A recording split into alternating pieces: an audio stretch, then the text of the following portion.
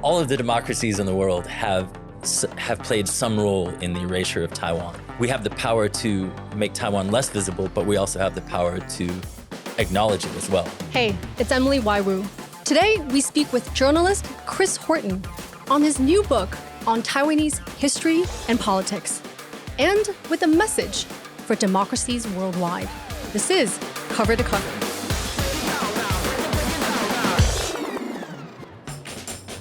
Thanks for having me on, Emily. Now, Chris, you've been based in Taiwan since 2015 as a journalist.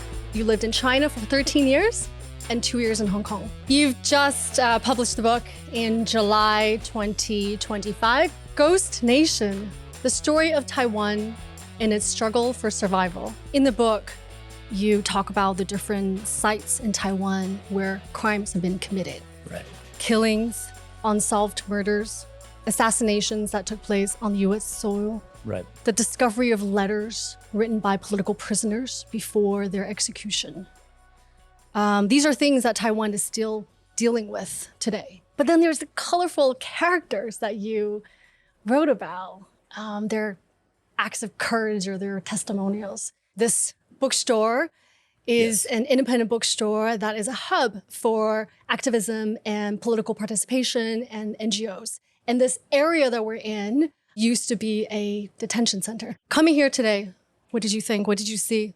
Once you learn about a place having a certain history, every time you see it, you think of it. We're right behind one of the most notorious detention centers where people were interrogated, almost always with torture. Now it's a five-star hotel, but there are ghosts of the past that you can see just walking through Taipei or anywhere else in Taiwan. I want to highlight Taiwan's trauma and the suffering that it's experienced at the hands of different groups over the past centuries.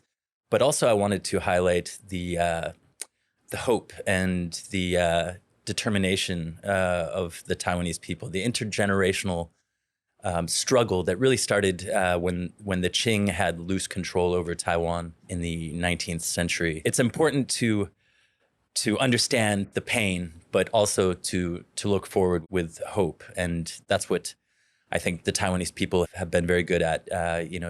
Even when times have been tough, they've always kept going, kept believing in a future. And many people gave their lives so that Taiwan could be free and democratic as it is today.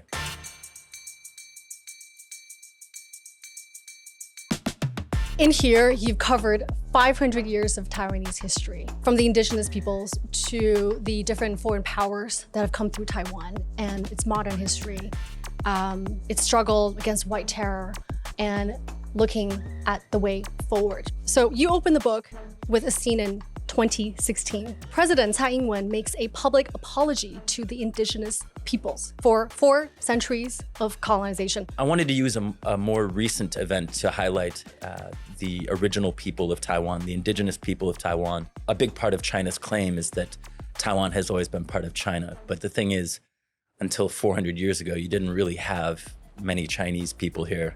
It was mostly Austronesian-speaking people, indigenous people, and there's a lot of different groups here. They had trade relationships with different people around the South China Sea and the South Pacific, and the most recent kind of wave of immigrants comes from Southeast Asia. So Taiwan is it's presented as a Chinese society to the outside world by the Chinese Communist Party and people who are aligned with its message. But it's actually a very multicultural and diverse society. There's about close to 30 languages spoken in Taiwan. Yes, a lot of languages, too many for any one person to learn. Although I have met some people, such as Gulash Yotaka, who was present at the apology that Tsai made in 2016. She speaks Taiwanese, Mandarin, Hakka, as well as 1 or 2 indigenous languages. I love that every chapter you start with a character who really embodies the different types of experiences here in Taiwan. I want to turn the chapter to who you call the 3 immortals. Oh, cool. 神仙, You identified three men throughout Taiwanese history who were their giants in the Taiwanese history. One, former president. Two, activists and writers. Why do you call them the Immortals? They all lived quite a long time. I mean, they've all passed away, sadly.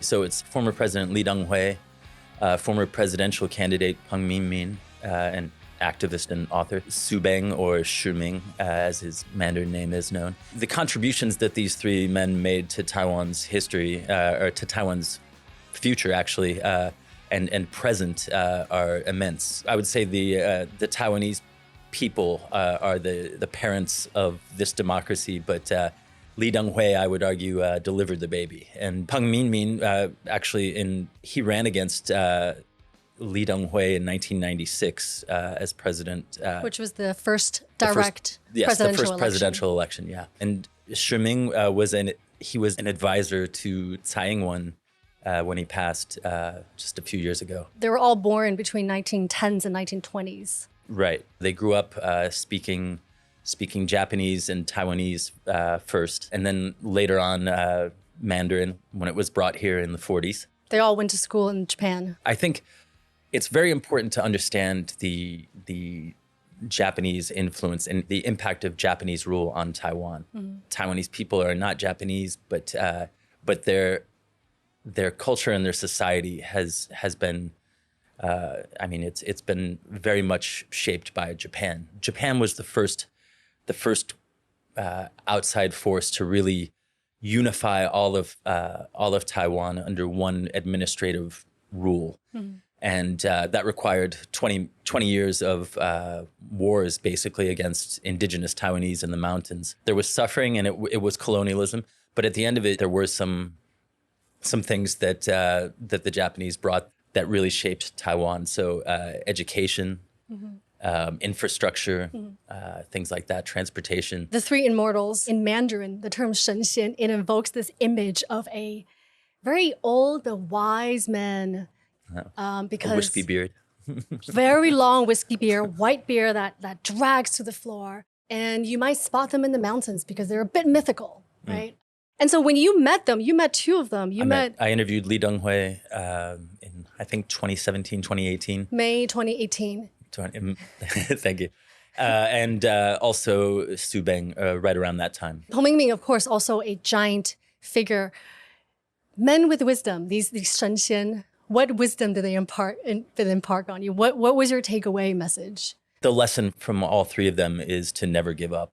Su Beng told me Taiwanese people are not always together. You know, mm-hmm. They have different opinions, but when threatened with adversity, whether it's a natural disaster or outside forces that seek to control them, Taiwanese people come together. And he believed that one day Taiwan would be recognized as a country in the international community. This is a man who, in the 60s, he writes a book, which becomes the first book of Taiwanese history that's written from a Taiwanese point of view. That's right. Taiwan's 400-year history. Which we have in this bookstore. That was during martial law under the Chiang Kai-shek and the KMT. It wasn't available here in Taiwan. You wouldn't have been able to find it at this bookstore or any other. So it was originally published in Japanese in Japan, but then later published in Chinese in the United States. And so that was when there were a lot of Taiwanese studying abroad. A lot of them knew that something had happened to their aunt or uncle or grandfather, but they didn't know what, because people didn't want to talk about certain things. Primarily the events of March 1947, when basically a generation of Taiwanese leaders were murdered by the KMT, by the Chinese Nationalist Party. That was followed by 38 years of martial law. At that same time, Peng Ming-min, the other immortal, also wrote a declaration. During the time of martial law and white terror, he really spoke up for Taiwanese determination, and which was what got him arrested, and that forced him to flee Taiwan and be in exile for the next 3 decades. Right. Growing up in Taiwan, I remember that election of 1995, 1996. This is Taiwan's first direct presidential election. It's very, very exciting. It must have been, yeah. Peng Ming-min, he comes back 3 years prior to that. He comes back to Taiwan because he's back. You talk about this television debate that he did against Lee Teng-hui, where he spoke all in Taiwanese. Right. Taiwanese was kind of denigrated and banned in some situations. You weren't allowed to speak Taiwanese in the classroom during martial law. It must have been very interesting and kind of mind-blowing for many Taiwanese people to, tune in. And not only are you watching your first ever presidential debate for your first election, you're also hearing Taiwanese on the television being spoken by someone who's embodying a very Taiwanese identity. That must have been very powerful and moving for many people at that time. I remember during that time, I asked how did he leave Taiwan because he was already arrested. And he managed to escape. Now we know it's through Sweden and into the United States. But at the time, I was told we should never find out. And we should never find out. Because that underground network has to remain present. It has to remain hidden, but it has to remain open in case if we were to need it again. Right. Lee Teng-hui, the other immortal, today he's known as Mr. Democracy. That's right. Late President Lee Teng-hui told you that the Republic of China in Taiwan and the People's Republic of China both exist individually. The only important point is the ability to exist under the name of Taiwan. Well, I would say today's Taiwan it's very much shaped by Lee Teng-hui's thinking. The notion that there are two different countries on either side of the Taiwan Strait, that's become very mainstream here. It's also becoming more accepted or acknowledged or recognized globally, even though Taiwan's government, officially the Republic of China government that arrived in the 40s, even though it's not officially recognized it's not a UN member, and there's only a handful of countries that still recognize it rather than the People's Republic of China. 12. Is that all it is now? Yeah. As of today. I think when I first got here 10 years ago, it was like 23, 24. Yeah. A diplomat once told me what happens if all the countries that still recognize the Republic of China stop recognizing it. Does this just become Taiwan? Maybe the remaining countries will hold on, but it does seem like China's still doing everything it can to get countries to drop recognition of the ROC. You've written for the New York Times, The Guardian, Bloomberg News, Nikkei Asia, The Atlantic. We talked about how China's narrative, they're very good at it, right? It blocks Taiwan's participation in the WHO, in the UN. It pressures international brands, airlines and hotel groups to label Taiwan as Taiwan China. Right. What is that like as an international correspondent, seeing this perspective and knowing also that there's that China narrative? In the 10 years that I've been here, I would say that the breadth and the depth of Taiwan coverage in international media has improved greatly. The way that Taiwan's being described is more accurate and closer to the truth. But a lot of media still refuse to call Taiwan a country. But to highlight how far things have come, when I first started writing about Taiwan 10 years ago, I was told by one publication that I couldn't say the Taiwanese people. I could say the people on Taiwan or the people of Taiwan, but not Taiwanese people, because it sounded too much like I was implying that it was a country. But in terms of discussions with editors in any article about Taiwan, if it's got something to do with cross-strait relations, the China issue, then you do have to mention China's claim. It is relevant and important. But I think it also should be balanced out with the Chinese Communist Party has never controlled Taiwan, not for one day. You've only had 4 years in all of human history where a China-based government controlled all of Taiwan, and that was between 1945 and 1949. And there was a major uprising halfway through that again by the Taiwanese people against the KMT, against the Republic of China party state that the KMT had brought here. So it's really things like that. People need to understand the nuance of Taiwanese history. So, for example, Xi Jinping might say that Taiwan has always been part of China, but you look at the first schools here, the first script that was taught in Taiwan was the Roman script, the Roman alphabet, that was at schools founded by the Dutch, beginning in 1624. So some of the earlier Chinese visitors to Taiwan commented on seeing tattoos on indigenous people that were in a weird Western, script. I think, understanding that modern Taiwan Taiwan's roots are not Chinese, and the roots of Taiwanese identity also not Chinese. But that's not to say that there hasn't been any Chinese influence here. There's been a big one, but mostly during the period beginning in 1945, the Republic of China period here in Taiwan. When Taiwan left the United Nations, when the Republic of China left the United Nations. Taiwan's never been in the United Nations, and it's never been kicked out of the United Nations either, contrary to what the Chinese Communist Party would like us to think. The Republic of China was one of the founding members of the United Nations Security Council.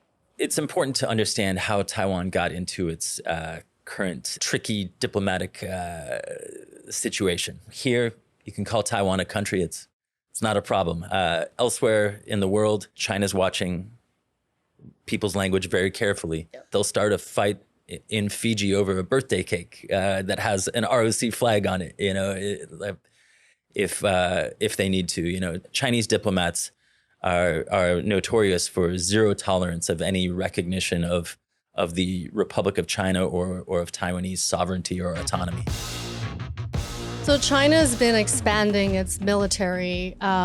Its ambition has not gone unnoticed, right. Not just for Taiwan, but throughout Asia. China has also been upgrading its naval capabilities around Taiwan. The Fujian, China's newest and most advanced aircraft carrier, it just sailed through the Taiwan Strait last week. Some people say Xi Jinping has made 2027 the deadline for being ready for an invasion of Taiwan. But, regardless of if there's a deadline or not, it's clear that they're doing everything they can to have those capabilities. And so this is why it's important for other countries, especially neighboring countries like the Philippines and Japan, who would have China on their doorstep if Taiwan became China. They need to stand with Taiwan in actually figuring out a way to deter China and prevent it from launching a war that would be disastrous for China as well, most likely. It would be the biggest amphibious invasion in human history. If they chose that route, it would probably cause not just a recession, but maybe even a depression. Bloomberg News, yes, has said that, or they've estimated that it would take maybe 10% off of global GDP. If Taiwan becomes part of China, China becomes a Pacific power.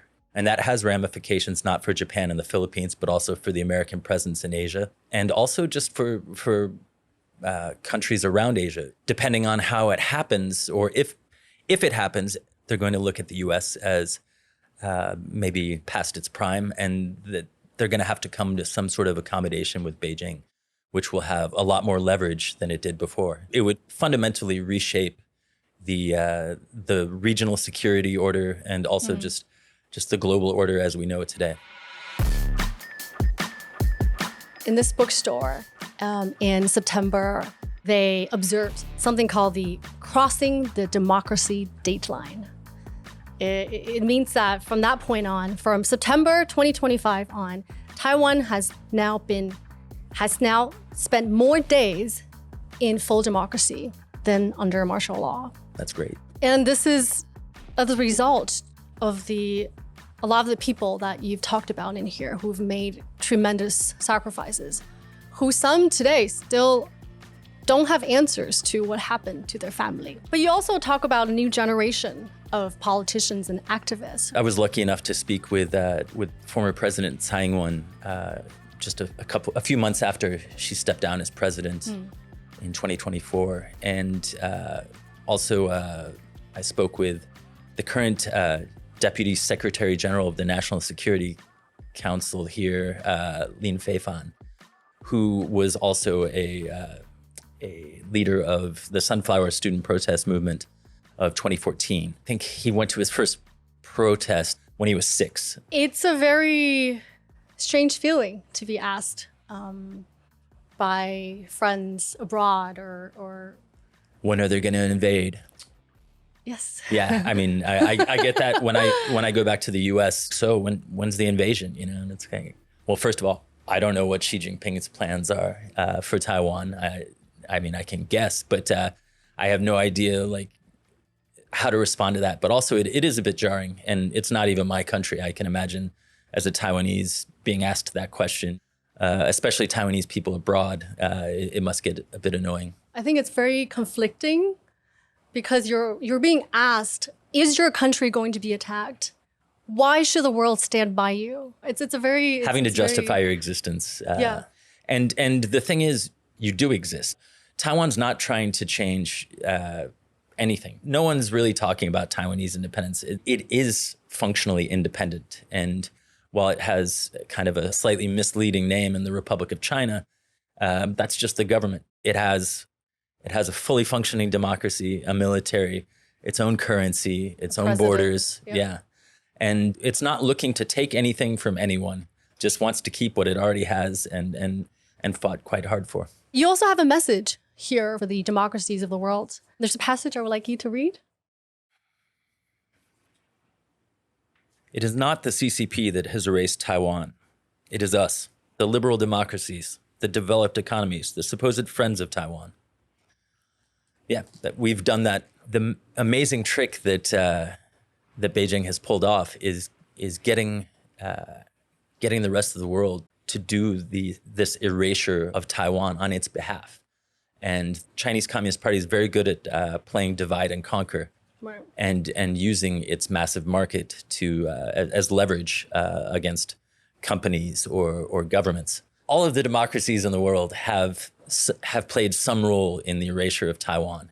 We have the power to make Taiwan less visible, but we also have the power to acknowledge it as well. And I think that's starting to happen a bit more. And that's being put not so much by like the executive branch, presidents or prime ministers. They don't want to touch Taiwan usually, but it's parliaments, legislatures. They're the ones who are really pushing forward this new and emerging kind of understanding of Taiwan at a government level.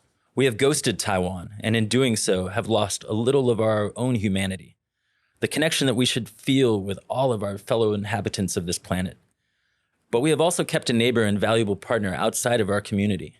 Our continued refusal to let it in from the cold may one day bring a much greater misfortune than mere angry words from Beijing. Thank you, Chris, for sticking around in Taiwan to write about it after all these years. Well, I love Taiwan. It's a great place to live and work. One last question. As a way of paying forward, after reading your book, what book would you recommend our audience? Ooh. One book that I'm about to dig into is Taiwan Travelogue, which recently won the National Book Award in the United States. That's great, because we just spoke to Ling King, the translator. Oh, great. Right, so look out for that episode, the wow. Taiwan Travelogue. Oh, very cool. Well, thank you so much, Chris. Ghost Nation, the story of Taiwan and its struggle for survival. Thanks, Emily. It's been a real pleasure.